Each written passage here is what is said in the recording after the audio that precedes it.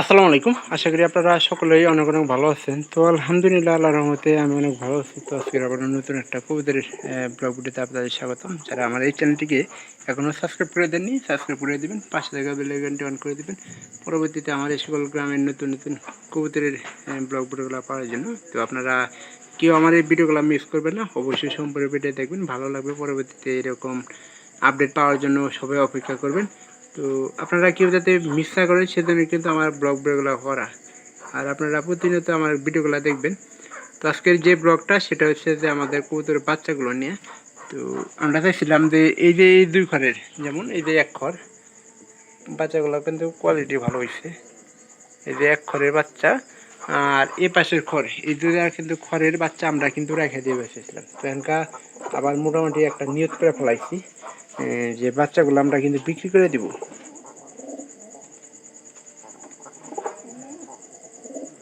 তো বাচ্চাগুলো কিন্তু অনেক সুন্দর, এই বাচ্চাগুলো কেন বিক্রি করব?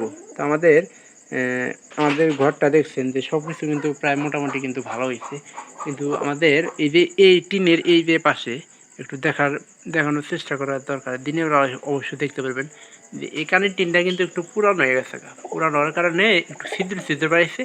প্লাস এই যে খড়ের এইখানেতে কিন্তু ওই ছিদ্র দেয়া পানি পড়ে। তো একটু দেখানোর চেষ্টা করি, এখানে কিন্তু বিধা আছে। তো এখানে প্রায় 2-3 জায়গায় ভিজা থাকে।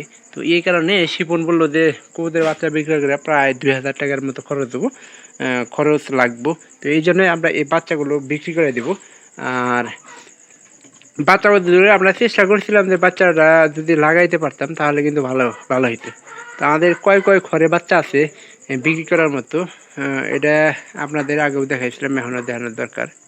এই ঘরের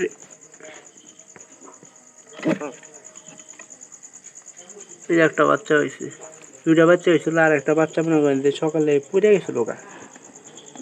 এই দেখেন একবারে ছোট।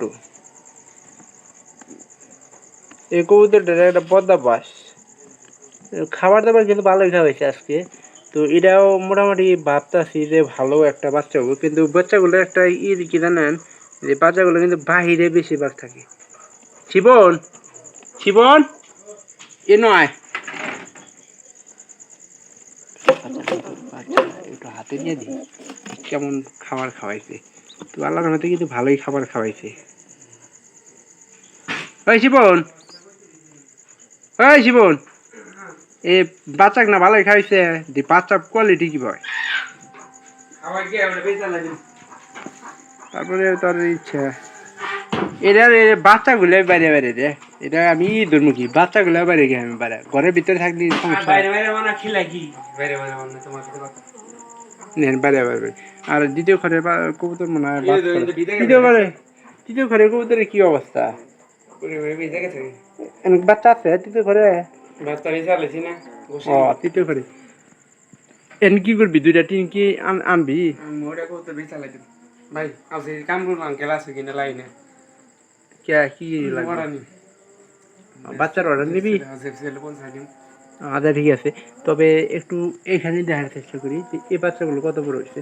তো আমাদের এই বাচ্চা মনে করেন যে আগে পিছিয়ে হওয়ার কারণে কিন্তু একটা সমস্যা হয়েছে। যদি আগে পিছিয়ে না থাকতো সেক্ষেত্রে কিন্তু আমরা কবুতরগুলা একটু মানে একসাথে বিক্রি করে মজা পাইতাম। তো এগুলো হয়েছে যে কবুতরগুলা খড় ঠিক মতো আসলো না, খড় ঠিকঠাক না থাকার কারণে এক এক কবুতর এক এক খড়ে যাইতো, এবং কি ঠিকঠাক মতো কবুতর ডিম দিতে পারতো না। হ্যাঁ পায়রা ঢুকছে, কিন্তু পায়রাটা আমি ঢুকাই দিছি। খবর দিয়া দিব না, দুই সাইড গেলি ঠিকঠাক পায়রাটা দেখছেন, কোয়ালিটি ভালো হয়েছে, কিন্তু ডাহে একটু কম, ডাহে কম মানে শব্দ কম, মানে অসুস্থ হয়েছিল মনে হয়, এই ভিতরে ঢুকাই দে। আর ওইগুলো কি নামাবি নিচে? হ্যাঁ দেখতে অবশ্যই ভিডিওটি আপনাদের কাছে একটুখানি এলে ভালো লাগবে। যারা কইতে খুশি ধরা যাবো না, চ্যানেলটিকে এখনো সাবস্ক্রাইব করে দেন, সাবস্ক্রাইব করে দেবেন, পাশে থাকা বেল আইকনটি অন করে দিন যাতে করে এরকম নতুন নতুন ব্লগগুলো পাওয়ার জন্য। তো আপনারা কেউ ভিডিওগুলো মিস করুন। কি পায়খানা তো করবই, পরিষ্কার করে দিবি, এটা তো বিক্রি করে তো টিনা নেবো না, ওই এক জোড়া আমি খেতে পারতেছিলাম টেহা যদি মিল থাকলো নি আলি ভাইয়ের যদি দাদার গাড়িতে তাই হাইলাম নি তাহলে মিল করে খেয়ে দিলাম নি কোয়ালিটি ভালো হয়েছে দেখছাস হ্যাঁ তো ভালো থাকেন সবাই দেখা হবে পরবর্তীতে অন্য কোনো ভিডিওতে